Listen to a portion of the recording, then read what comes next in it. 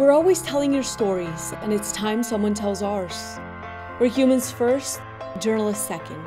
We chose this career to give you a voice. Now we're voicing ours.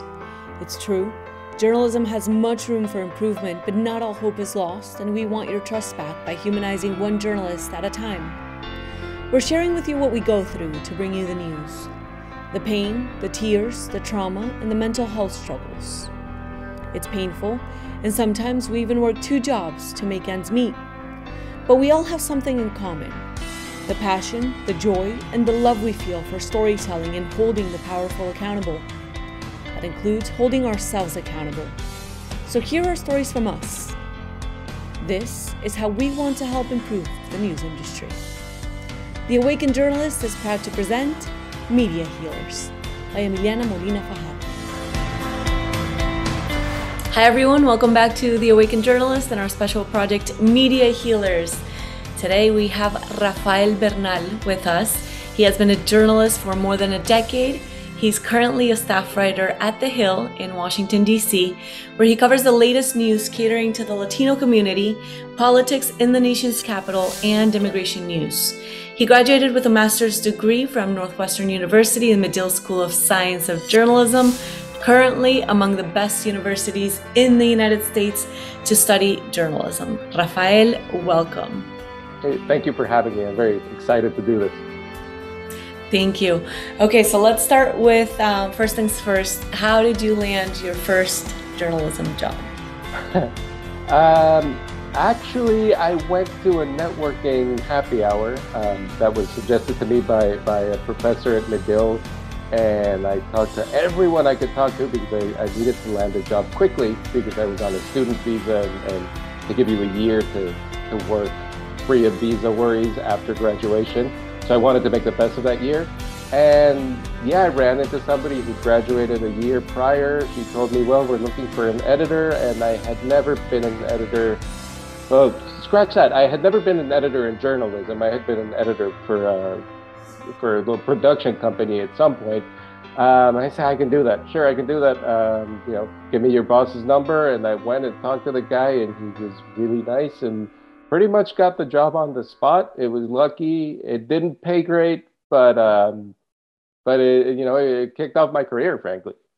Wow, it really did. And I don't know firsthand how stressful that is, but I've had many friends that have been on student visas, and it is extremely stressful to try to figure out your life and try to land a job so that you could stay longer in the United States. So the entire process is extremely stressful. It's especially stressful if you come from a country where journalism is either not a well-paid profession, not that it's very well paid anywhere, but like really not well paid, like below, living expenses kind of salaries, and where it's dangerous because, frankly, I'm from Mexico. What do I do with a master's degree in journalism in Mexico? It's really a risk. Or I mean, there's always the calm side of things, but if you really want to stay on the journalism track and you're doing it in the United States and you're on a visa, there's always that fear of like, if you don't stay in status, it's going to be really risky.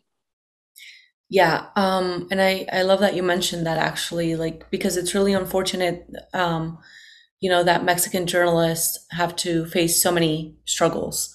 And I can't even imagine how difficult it was for you during those years to think of exactly like, what am I going to go back to do in Mexico, having been a journalist, and the dangers that come with being a journalist in Mexico as well. So tell me a little bit about that process. Like, how was that for you back then? I think in my case, I think there were 2 things going on in my mind. Of course, the fear of going to let's call it a soft market in terms of salaries and a dangerous place, and also as a latecomer into the industry. I started my master's in journalism when I was 31. Career changer. There's always that fear of having to go home with your tail between your legs, and there's a motivational factor to that. All of these are very good motivating factors to do well in the United States. But at the same time, we all know that sort of constant fear, constant anxiety, constant worry have um, have mental health effects. And I mean, I found that sort of very positively managing them, being very conscious of that helped. But nothing is a cure-all for anxiety. And it took me a while to identify those factors. But if I'd been told like these are potential stressors for you, you're entering into a situation where these worries are very real and natural. I could have managed them better. I think I managed them well overall, but yeah, I mean, it was really just a cause of anxiety if you want to put it down at the sort of medical level. Okay. What did you realize like was triggering that anxiety for you, and how were you able to identify it? Well, I mean, they're very real fears, right? Sometimes anxiety is very hard to pinpoint. Sometimes your stressors are very hard to pinpoint, or they have their origins in, deep-seated issues. In this case, I'm sure they activated certain deep-seated issues, but the easy thing about this sort of stressor, I think, is that it's so easy to pinpoint. Like, yes, of course, I have a fear of working in a very dangerous environment. Yes, of course, I have a fear of not making a living, Mhm. and yes, of course, there is a fear of the shame of like, whoops, didn't make it. I went to the United States, got a very expensive master's degree, and didn't make it, and here I am back in nearing middle age and unemployed. That was a fear. And so I mean, one way to deal with it was, well, the positive aspect was the motivational, like, you know keep working, keep your eyes open for opportunities. The negative side of it, and especially in that first job, was it made me keep my head down, sort of like, don't engage in anything risky. The boss says jump, you ask how high. Um, don't look out for don't take any risk. Don't jump if you see a professional opportunity that you're not sure would be a great fit, but might be uh, like fantastic. Ooh, I don't know. Do you apply for that job? You're on a visa. You can't take too many risks. So it does hold you. Well, in my case, it did hold me back to a to a measurable extent, and that's a very negative side. Yeah, and I love that you bring that up, right? The positive and the negative, because every situation we face in life definitely serves a higher purpose and has a gift for us if we choose to uncover it, right?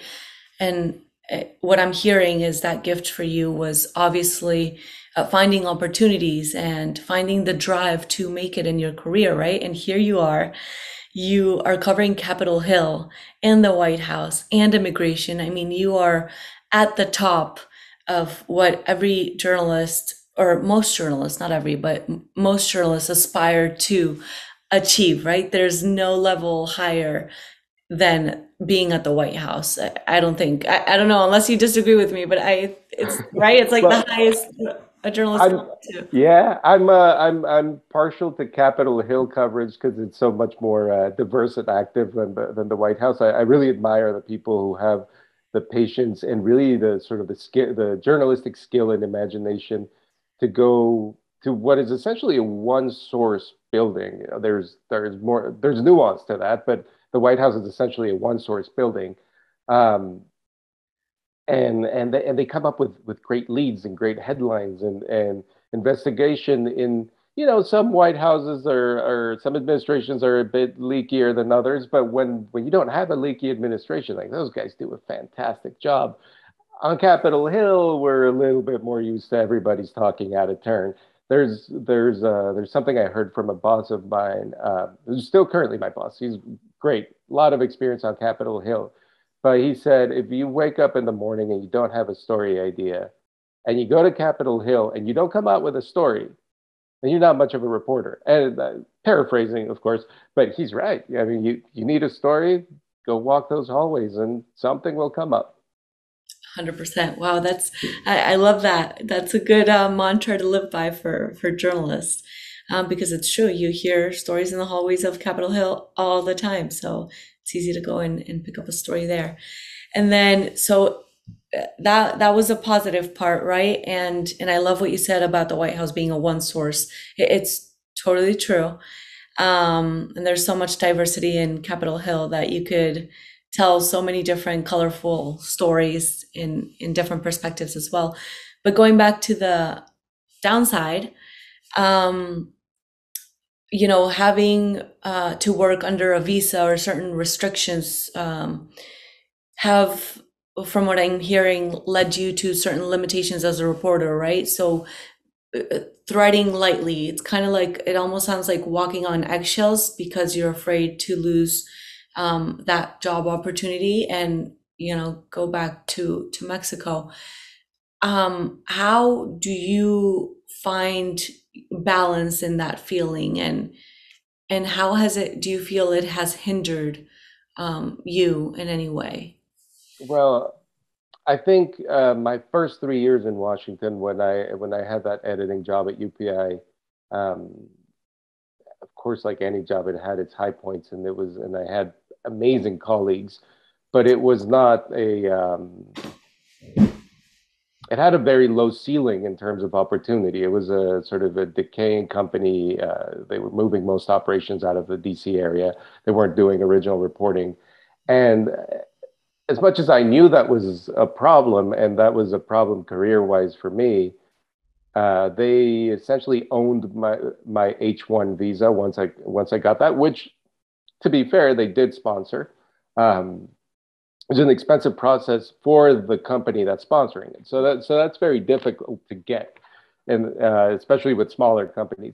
And then we live in an environment where people skip and hop jobs all the time. That's how you increase your salary. You move laterally and sometimes upwards.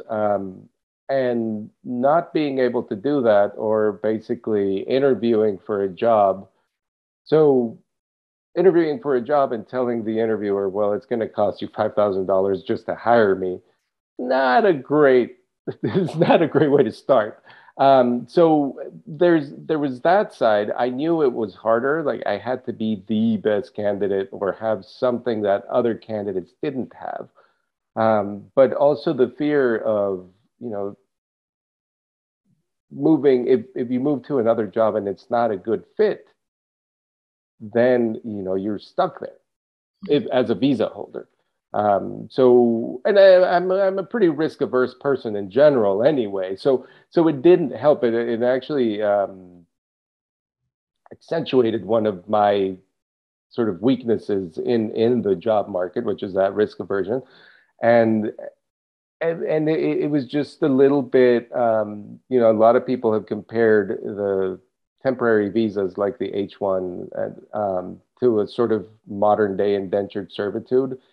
And of course, that's far from the truth. That would be sort of minimizing the horrors of actual indentured servitude. But it sometimes does feel that way. And it feels that way because the company that owns your visa can, and then there is a lot of abuse. I was not a victim of abuse, I have to say that, but there is a lot of abuse in that visa field where people are basically told you either do exactly as your boss tells you to, and you suffer through, abuse, long hours, etc., or you get sent back to your country where your earnings will be less, or you will be put in danger, or whatever it is that made someone take the difficult decision to migrate away from their country. That could be sort of reversed in an instant by an employer, and it's just not a position that's conducive to personal and professional growth.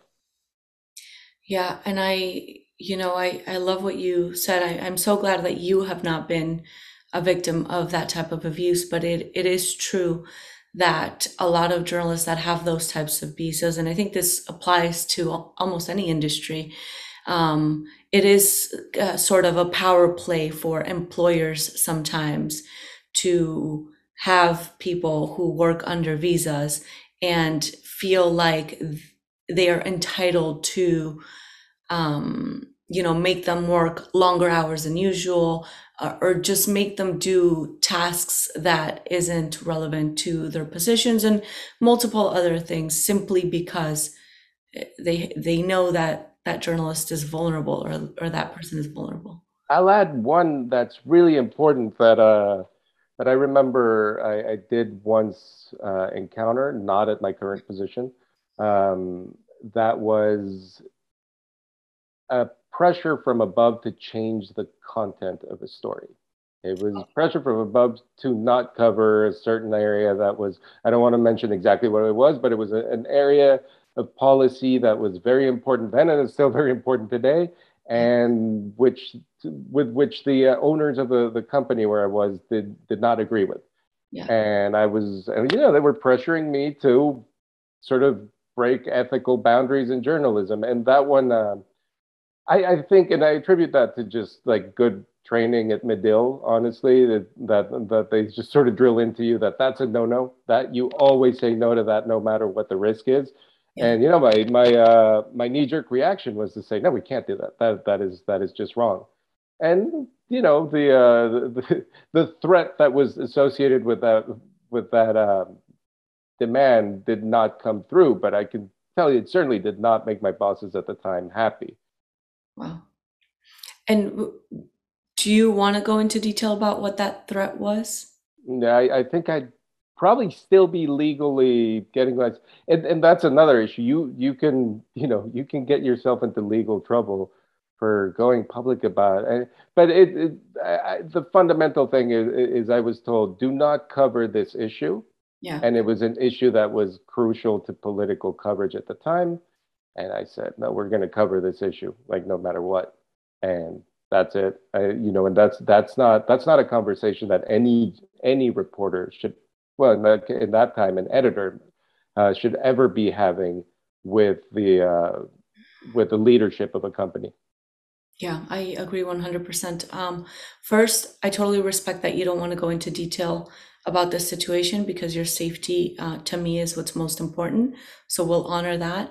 And second, I admire your courage and your ability to stand your ground and say, no, that's wrong.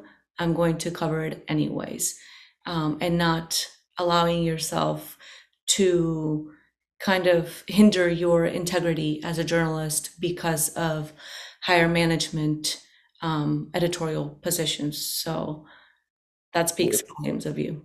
As Um, I said, that was a knee-jerk reaction that was brought on mainly by good education. And I think that's one of the important things about journalism schools. Sometimes it can feel unnecessary, sometimes it can feel expensive, but drilling that kind of you know red line into people can make them have the right reaction at the right time. Where let me think about it answer could have led somebody to sort of convince themselves that it's okay. wow, yeah, I love that. And Medill definitely, we have to give them credit. They do a great job at drilling those ethical standards in us. We both went to Medill and we met a few years later, precisely at a happy hour Yep. that was brought on by our professors as well. And then that's how we connected. And I ended up landing a job in DC as well. So we stayed colleagues and friends. And it was great because I love it. Medill really does a great job at creating a community to help us support each other in this mission and in this journey. Yeah, it's a great network, and it's a network for after graduation. It's turned out to be a very important factor in people's success, and it's not excessively competitive, which is nice. It's a very collaborative environment, as you know. That's how we met. That's how I got my first job. Yeah. So yeah, it's definitely a positive factor that does reduce a little bit of that anxiety that comes with working in this industry.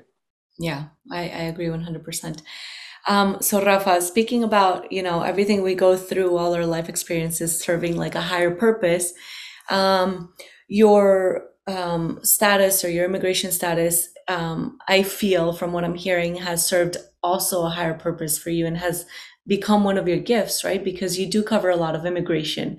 So living it firsthand has made you a better reporter. And we talked about this over the phone before we coordinated the interview. And I asked you, what one of your proudest moments has been in the industry so far. And you mentioned one story in particular that had to do with Title 42, which is, and I'm going to quote directly one of your articles, a border management policy that limits the right to claim asylum under the guise of pandemic protections. And this is actually something that the Trump administration the Trump administration had implemented as a policy to justify the expulsion of asylum seekers to their country of origin without assessing any of their protection needs. And this is a direct violation of domestic and international law. And the Biden administration continued to rely on this fallacy, is what you write. Tell me a little bit about that and, and that experience for you. Well, I love that you quoted that paragraph because I think I did most of my Title 42 coverage and continue to with my colleague Rebecca Beisch, who is wonderful. She pushes me to do more and better work, and it's always great to have a colleague like that.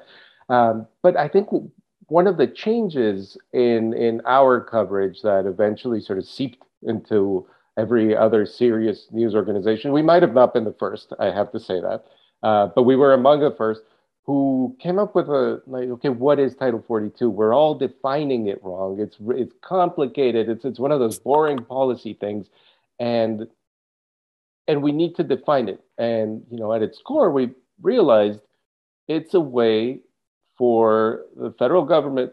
I mean, you quoted the edited version, but I would say essentially a way for the federal government to expel people, saying like, oh, we have COVID concerns.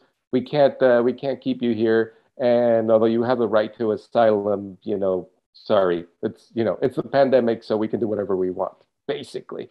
Um, so starting from that paragraph that you read, we started looking at that policy differently. Instead of looking at, oh no, more people are arriving at the border, which is a global phenomenon. There's, you can tear out your hair over it, but it looks like it's going to keep happening. And frankly, human mobility has been a reality forever. This is sort of the essence of humanity. Mobility has been like a crucial factor.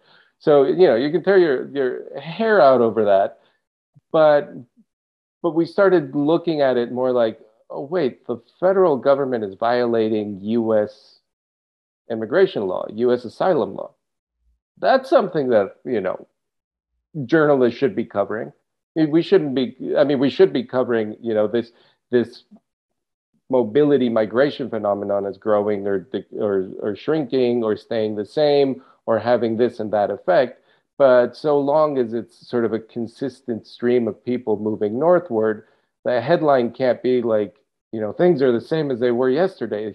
Yesterday we had 10,000 people. Today we have another 10,000 people. Like that cannot be the headline. The headline can be like, wait, the federal government is violating its own laws. It's not implementing its own laws. The Biden administration is following through on the Trump administration policy that continues to violate federal asylum law. And, when the Biden administration has a very different rhetoric on immigration than the Trump administration, like you would understand why the Trump administration, to what end they would violate federal asylum law. So anyway, this all came about from like really sitting down and thinking about it and thinking, as you said, from an immigrant's perspective, it's just you can't look at immigration as necessarily a bad thing, although a lot of people try to portray it that way. A lot of advocacy groups try to portray it that way. And a lot of policymakers treat immigration as a negative. As an immigrant, it's a lot harder to see that case. And, and if you look at the history of this country, it it doesn't pan out either.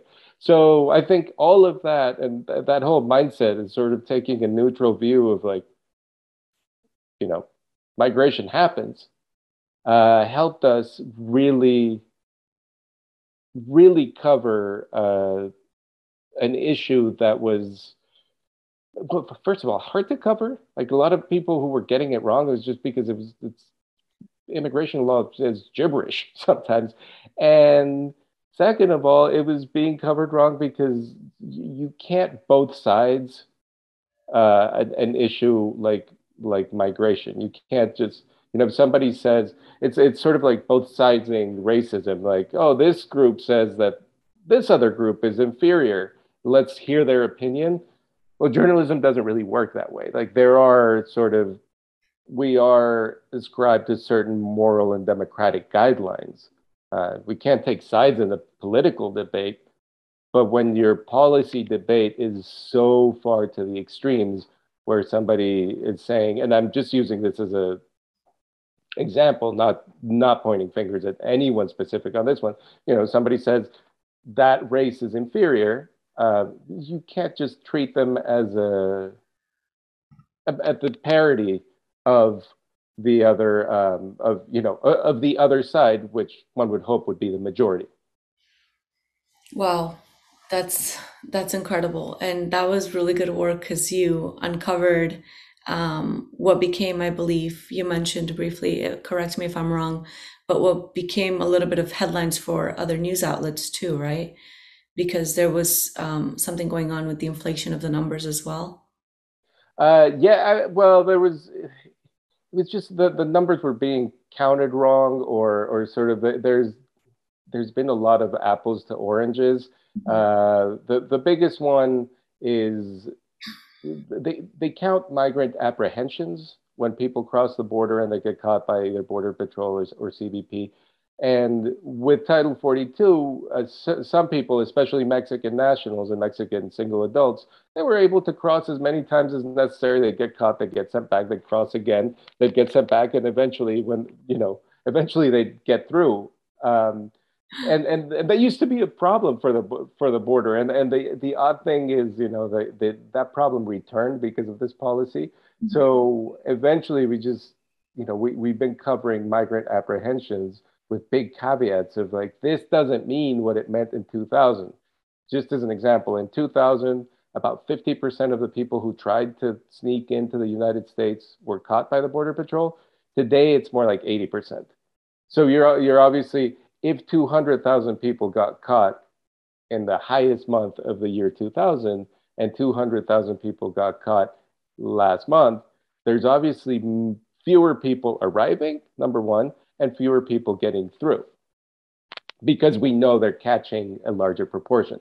So sort of just pointing those like logical flaws out, that it's not really, it's not taking sides, it's not partisan, it's just like, well, our job is to cover reality, and here it is, and this one's got numbers to back it up.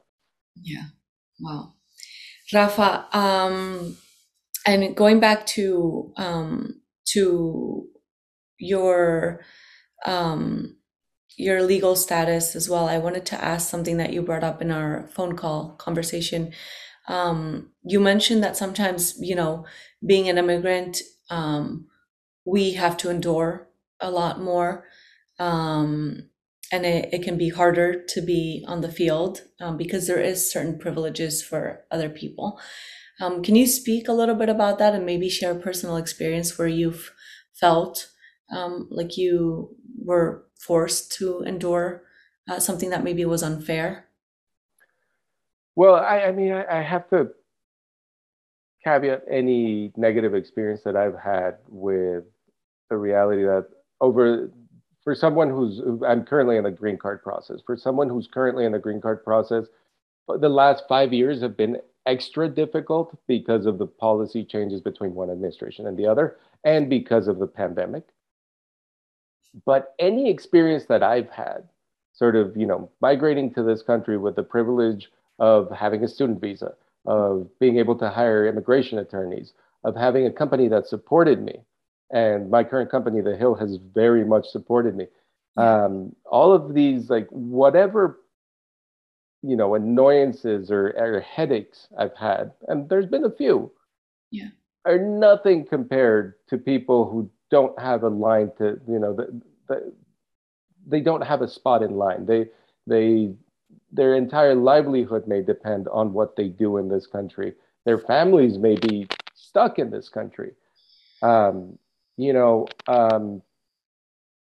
just it like whatever headache I've gone through pales in comparison to the people who are most negatively affected by the immigration system, by the broken immigration system. I just want to say that, but it's I think the hardest part hasn't even been the journalism. The hardest part has been,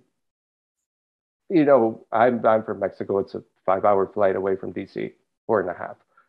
Um, Missing weddings, missing funerals. Uh, I haven't been to home in 3 years. I guess DC might be home now, but your hometown always has a, and I think that weighs, that sort of separation weighs, and there is not an effort on the part of immigration authorities to speed up the permits that they give for people to travel. There is that effort to speed up permits for work. Now that makes sense. That's perfectly logical. People need to be working. Like you need to work every day. You do not get to travel every day. But this sort of lack of, first of all, that they haven't put the two together is that just baffles the mind. But immigration policy generally baffles the mind. But the fact that there is not a recognition, an official policy recognition, that foreign nationals are, as much as we love this country, as much as we want to be here, as much as we want to work here, but we are more likely to feel like we need to travel internationally. We are more likely to visit families, to some people to visit, or to take care of assets, or just do general business in their home countries. I think that has just perpetually been the challenge of the last 10 years, is just not knowing, you can't plan a year ahead because I don't know if next year will be a good idea to travel. Sometimes I just plain can't. Mm-hmm. Sometimes a lawyer just goes like, it's not a great idea right now.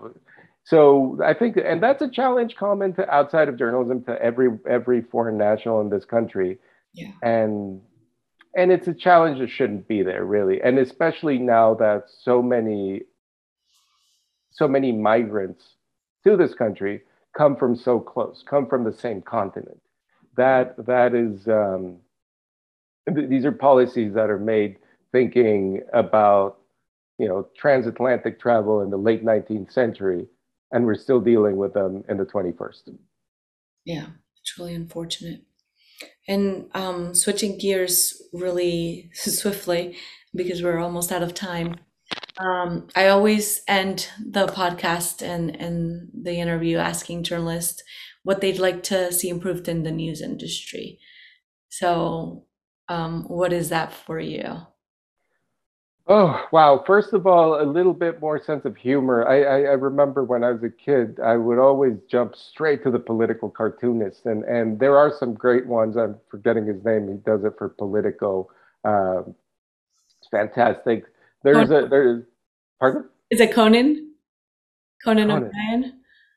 I don't know. No, I don't know. I'm completely blanking, but he's a really nice guy, fantastic cartoonist. There's one Calderon en Reforma in Mexico. He's definitely. Oh, we're talking about like the physical drawings, like yeah. I was thinking like television shows. Okay, I was like, oh no, like just yeah, okay. political cartoons. Okay. This guy's very ideological. He's pretty conservative, but he's a fantastic cartoonist. Like the elements of it, and I think in all this, in all the drama that politics has become, all this, separation of like you're on one side or the other, there's very little space for humor, and that concerns me. On a more serious note, what I think the industry should be doing is spreading its wages a little flatter. Those of us like deep into our career shouldn't be saying that because it's not convenient, and it's certainly not convenient when you're thinking you might have to retire at some point. But but the entry costs for this industry are just ridiculous, and they lead to less diversity in the news business, and that's a serious problem. I love what you just said about the cartoonist because it is 100% true. We definitely could use more humor. And it's a great way, if we can't find common ground on politics or, whatever it is, I think we can all find common ground in the enjoyment that comes with laughter. So opening up more spaces for cartoonists to share their views or, the picture of what politics looks like, is a great way to create unity. I mean, it's strange because sort of modern partisan politics also started a little bit with the sort of fake newscast, Jon Stewart and all that. Um, the issue that I find is they've become either very partisan or fallen into the same into the same trap of both sidesism that we do. I was very disappointed. I heard Jon Stewart's new podcast, and one of the things he said was like really criticized the media. Like, first of all, I don't really like that term, where when you mean the press, when you mean the news media, well, you criticize the news media or the press, whatever you want to call it. Um, if you're criticizing the media, that includes Hollywood and that includes TV and podcasters. So, maybe he's criticizing himself a little bit, which would be healthy. But so we did lose, we lost the ability for the people who have the skill and the ability to make fun of current events to always punch upwards. And, when humor starts punching downwards and when the news starts punching downwards and really like the Title 42, start looking at like, oh, migrants are the problem. No, the violation of federal law by the federal government is what I think is newsy. Migration's not, well, it is newsy, but like violation of federal law by the federal government, that's a headline. Um, when we sort of forget that in humor as in news, we fall flat and we sort of all recede to our corners of our, you know, pre predispositions. I agree. I agree. And I think that everyone has different truths and different perspectives, and that's the beauty of it too, right? Different editorial newsrooms can have certain ways to view a story, and other journalists have different ways to view the same story, right? And that's the beauty in creating union. Everyone is able to share from their perspective or from what they're living with, whether it be at the White House or Capitol Hill, the facts that they found around a story. Yeah. That also leads me to an important point that, yes, sometimes obviously newsrooms can have allow their political opinions to to play a role in storytelling, and there's definitely a fine line on that, right? Whether it's okay or not to place your own opinion into the news stories that we cover. And I think as we continue seeing criticism to the media and the press, that's something that we could definitely reevaluate within ourselves. Like, is it okay for us to place our own opinions in a news story? Is it valuable, or is it not? And if not, then why not? But I don't know. How do you feel about that? I mean, I think, when you're reporting it, you have to make a very clear distinction between analysis and opinion. And making that distinction is not easy because there is a gray area there. There's no doubt. And some people will, for some people that gray area is broader, for some people it's thinner. But this is, I mean, what you said about, a diversity of voices covering. Um, we as journalists, we forget that not only is it important news from a news perspective, but it sort of, in my case, helps bring inner peace that I'm like in the right direction. We're not only news writers, we need to be news readers, and we have to be reading the again, not necessarily there's a tendency to go like, oh, I'm going to go read the most fringe opinions to see what every nut job on the right, left, top, down is thinking. I think the many people who are covering this story well will have different perspectives, and I read a lot of my colleagues, especially on immigration news, and we all have our tendencies to inflate. Some people really like telling the story of border enforcement. Some people really like telling the story of immigration economics. Some people really like telling the story of immigration politics in DC. Others like sort of the immigration policy changes, sort of the granular changes. And these are all great ways to approach the story. And when I read my excellent colleagues from other papers and from my own paper, I get better at writing the next story, and it gives me peace of mind, which is important in a difficult beat like this, to know that I'm adding something to the conversation rather than just filing a story because I gotta file something to make my salary. Yeah, I agree. Well, Rafa, it has been a pleasure to have you here with us today. Thank you so much for agreeing to do this interview and telling me your story. I really, really appreciate it. This is a great initiative. I'm very happy to be here. Journalists, this one's for you, to help you heal, to help you understand your worth, and to help you know you're not alone. So share the love and subscribe to Spotify and YouTube, and follow us on Instagram. The Awakened Journalist is proud to present Media Healers by Emiliana Molina Fajardo.